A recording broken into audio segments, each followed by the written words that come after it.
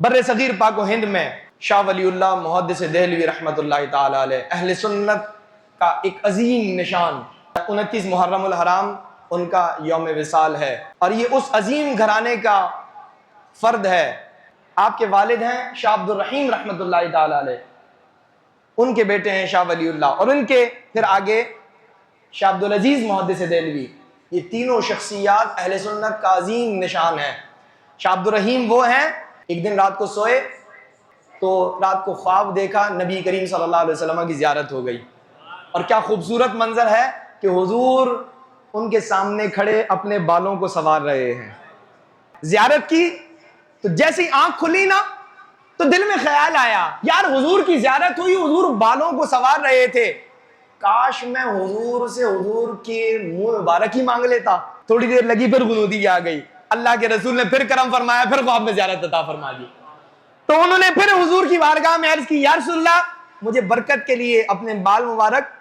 تو حضور نبی کریم صلی اللہ علیہ وسلم نے اپنی داڑھی مبارک میں سے بال انہیں عطا فرمایا۔ تو جیسے ہی ان کی آنکھ کھلی نا تو ان کے سینے پر حضور کے مبارک داڑھی کے 2 منہ مبارک تھے۔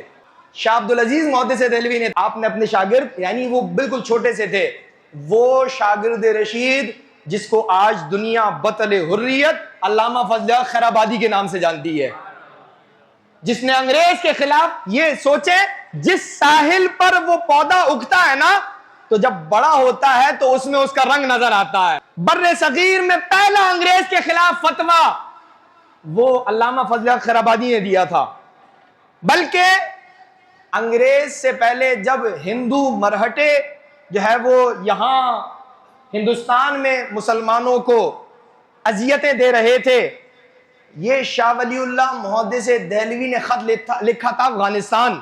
آپ تاریخ، میں آپ کو نوجوانوں کو کہہ رہا ہوں، اپنی تاریخ پڑھیے۔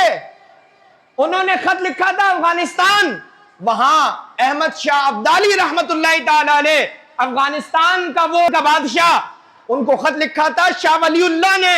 ان کے کہنے پر احمد شاہ ابدالی نے حملہ کیا تھا، جو پانی پت کی جنگیں مشہور ہے نا، اس میں جو تیسری جنگ میں احمد شاہ ابدالی کو فتح اللہ نے عطا فرمائی، اس میں رنگ شاہ ولی اللہ محدث دہلوی رحمت اللہ تعالی علیہ کا ہے۔